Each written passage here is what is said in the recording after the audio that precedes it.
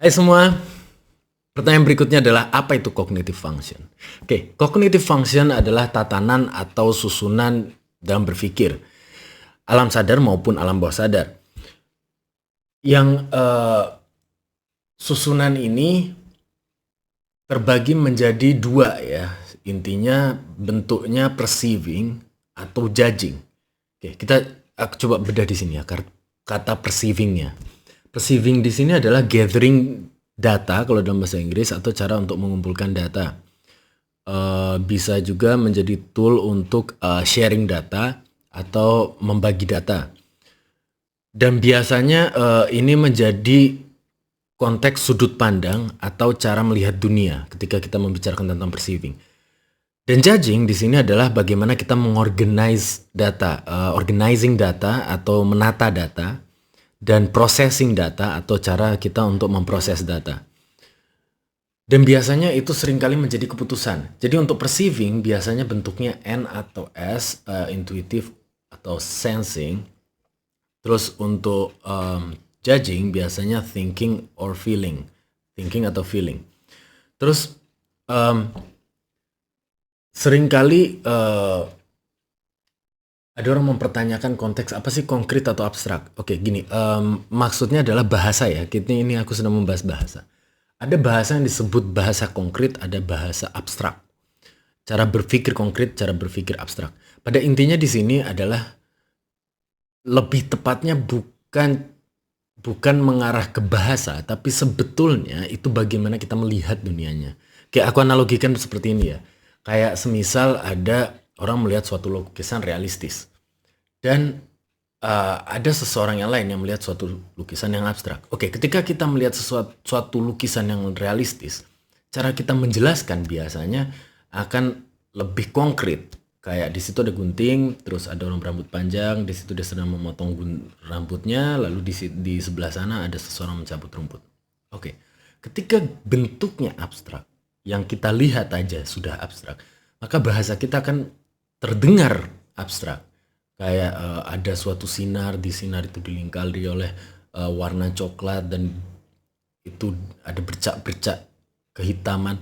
Ya kan kita imajinasi sendiri juga ini maksudnya ke arah mana, seperti apa itu bentuknya gitu kan. Nah, jadi disitulah letak perbedaannya ketika kita membicarakan sesuatu yang konkret ataupun abstrak ya. Oke, ini cuma sedikit menjelaskan mengenai perceiving, how we perceive ya, bagaimana kita menerima informasi. Oke, terus kedua perceiving dan judging ini saling berkaitan dan sangat penting keduanya mempengaruhi bagaimana susunan kita dalam berpikir. Nah, terus kedua fungsi tadi nantinya ketika kita membahas cognitive function maka akan terbagi menjadi dua lagi, yaitu bentuk extroverted dan bentuk introverted. Nah, extroverted di sini maksudnya adalah sesuatu yang sifatnya keluar, oke? Dari luar masuk maksudnya atau dari dalam keluar gitu ya. Simpelnya seperti itu extroverted. Nah, sedangkan bentuk introverted itu pada intinya adalah ke dalam diri, ya, masuk ke dalam diri. Oke, ini gambaran awal. Kita mulai dari situ ya. Oke, untuk penjelasan lebih detailnya, ini ke sebelah mana ya? Kayaknya ya, benar-benar ke sebelah sini. Oke. Jadi, kita akan membahas tentang extroverted. Bentuk extroverted, introverted. Jadi di dalam otak kita, intinya adalah ada intuition, extroverted intuition, ada extroverted sensing, misalnya itu NE simbolnya, dan untuk extroverted sensing itu SE simbolnya. Jadi gampangannya adalah tinggal dikasih E kecil atau I kecil. Ketika di extroverted, dia ada E kecil di belakangnya, dan introverted akan ada I kecil di belakangnya. Oke. Maka extroverted intuition itu dikasih simbol NE. Extroverted sensing ada simbol SE, dan ada juga sebaliknya, introverted intuition dan introverted sensing. Nah, kedua hal ini adalah bentuk perceiving, bagaimana kita menerima datanya ya. Jadi ini adalah bentuk bagaimana cara kita menerima data. Perceiving. Nah, ada berikutnya adalah judgingnya, dan judging kita ada extroverted feeling dan ada extroverted thinking. Begitu juga sebaliknya, ada introverted feeling dan ada introverted thinking. Oke, itu bentuk judging kita. Oke, terus kita lanjut. Ketika kita sudah paham sampai sini, nanti kita akan tahu bahwa alam sadar kita terdiri dari susunan 4 cognitive stacks namanya ya, atau bisa dibilang bentuk kognitif atau cognitive function yang akan ada 4 stack. Oke, 4 bagian. Nah, di sini yang ingin tak jelaskan adalah ketika dalam satu alam sadar, dalam satu kepribadian, dalam satu orang itu, kita taruh gambaran begitu, alam sadarnya ketika sudah ada extroverted intuition, di situ NA ya, kita bisa lihat yang paling pojok, maka nanti dia akan ada bentuk perceiving yang lain yang sifatnya introverted. Jadi ketika ada yang extroverted, nanti akan ada bentuk introvertednya, sebaliknya ya. Ini gambaran analoginya gini, kalau sudah ada yang kita ambil dari luar, maka nanti akan ada juga yang ibaratnya kita ambil dari dalam, atau sebaliknya, dari luar kita perceive ya, kita masukin dari luar, berarti harus ada nih proses yang terjadi di dalam. Nah, untuk penerimaan informasi, begitu juga untuk mengolah data, mengorganisir data, mengambil keputusan, ada yang dari luar maka ada yang dari dalam. Simpelnya kayak gitu ya. Jadi untuk perceiving, kalau perceiving yang satu sudah extroverted, pasti yang satunya, kalau intuition berarti lawannya hanya ada sensing kan, maka sensingnya pasti introverted. Nah, jadi introverted sensing. Begitu juga sebaliknya, kalau sudah extroverted sensing, pasti nanti fungsi satunya, fungsi perceiving yang satunya pasti introverted intuition. Oke, jadi mereka berbalik ya. Begitu juga judging. Di sini yang tak jelaskan, di sini ada extroverted feeling dan sebaliknya adalah extroverted thinking. Ya, introverted thinking, sorry. Ketika yang satunya adalah extroverted feeling, maka judging yang berikutnya pasti akan jadi introverted thinking. Begitu juga dengan extroverted thinking, maka nanti lawannya adalah introverted feeling. Ya, jadi mereka di sini harus pasti sebaliknya. Kalau yang satunya menggunakan A, maka yang satunya akan jadi B. Simpelnya kayak gitu ya. Oke, untuk perceiving maupun judging. Sekarang akan aku contohkan sedikit susunan ya, contoh karakter. Ini yang di sini contoh susunan. Di sini ada kata ke-1, kedua, ketiga, keempat. Ini bahasanya begini. Jadi tadi sudah dijelaskan bahwa di dalam kepala kita ada tatanan berpikir atau susunan berpikir ya. Nah, susunan ini di dalam alam sadar nanti akan ada 4 ya. Akan ada 4. Ada yang nyebutnya sebagai ibaratnya primary, secondary, ada yang menggunakan bahasa primary, auxiliary, ada yang menggunakan bahasa hero, parent, child, ada yang menggunakan banyak bahasa, tapi intinya kita pakai yang paling sederhana dulu. Tidak usah pakai bahasa, itu lebih sederhana ya. Kita pakai ke-1, kedua, ketiga, keempat. Oke. Fungsi ke-1, ketika dia misalnya extroverted intuition, kita ambil contoh yang paling pertama ya, extroverted intuition, maka pasti yang keduanya adalah introverted feeling atau introverted thinking.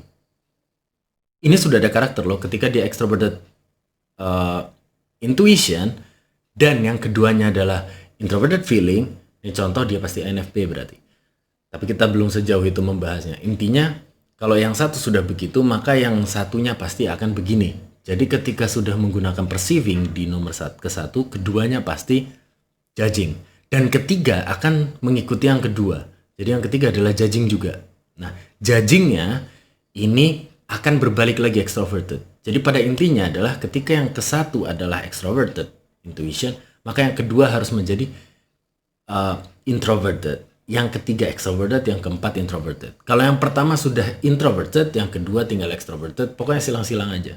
Nah, dan silang-silangnya harus mengikuti hukum yang terlihat di sini ya. Ketika ke-1 itu adalah perceiving, maka nanti kedua judging, ketiga judging, terakhir baru dia menjadi perceiving lagi. Ketika yang pertama adalah judging, seperti kita lihat di situ extroverted feeling, maka nanti fungsi keduanya adalah perceiving, ketiga perceiving, baru keempat judging lagi. Jadi satu akan menjadi keempat. Ini disebut ibaratnya cognitive axis ya. Cognitive axis itu ke-1 dan ke-4. Keduanya adalah perceiving, kedua, ketiga, keduanya adalah judging. Kurang lebih bahasanya kayak gitu. Nah, dan Tidak berarti, oh kalau yang ke satu adalah NE, kita sudah pasti yang kedua. Tidak, karena ada dua karakter yang memiliki primary atau yang kesatunya NE, kesatunya SI, ataupun kesatunya FE, kesatunya TI. Intinya ada kedua jenis karakter ini. Akan ada. Nah, tapi kita sudah bisa menggambarkan bahwa keduanya itu pasti akan judging juga. Bisa FI, bisa TI kemungkinannya. Dan yang berikutnya adalah pasti TE atau FE ketika yang pertamanya sudah NE misalnya. Oke, ini cuma contoh susunan. Jadi dengan mengetahui contoh susunan ini dan kita tahu bentuknya, maka kita sudah bisa kurang lebih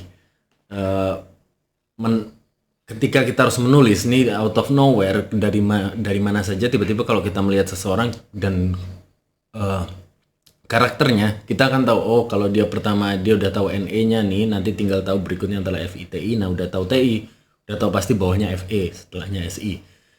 Kalau kita udah tahu NE extroverted intuition, kita tahu berikutnya adalah introverted feeling, berikutnya extroverted thinking, dan yang terakhir pasti introverted sensing. Simpelnya seperti itu.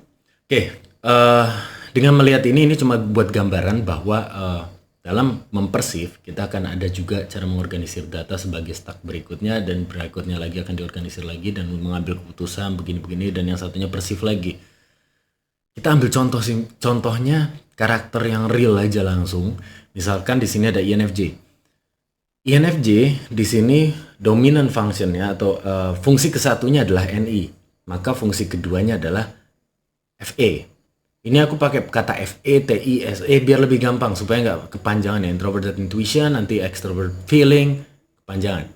Jadi INFJ fungsi pertamanya adalah NI, fungsi keduanya adalah FE. Maka fungsi ketiganya dia harus ada thinkingnya selain feelingnya, atau masih thinkingnya dia introverted.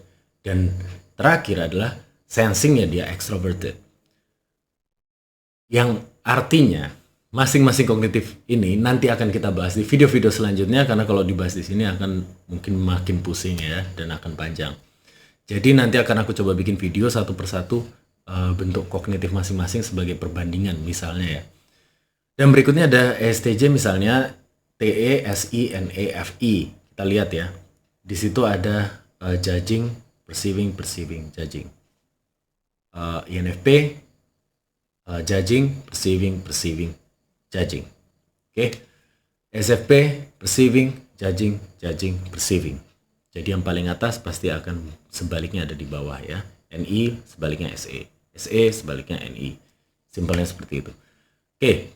Mungkin aku rasa di sini sudah jelas, dan mungkin sebagai penutup akan aku contohkan di sini, akan aku perlihatkan bagaimana bentuk keseluruhan suatu karakter yang nantinya akan kita bahas ketika jauh lebih advance ya.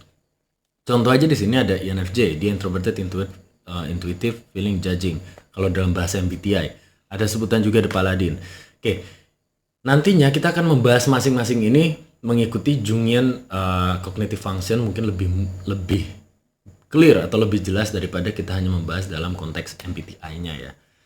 Dan di sini ada yang disebut ego sebagai alam sadar, ada yang disebut subconscious, bawah sadar, unconscious, alam di luar sadar itu tadi, terus super ego sebagai eksekusioner ya, bagian untuk eksekusi gitu ya.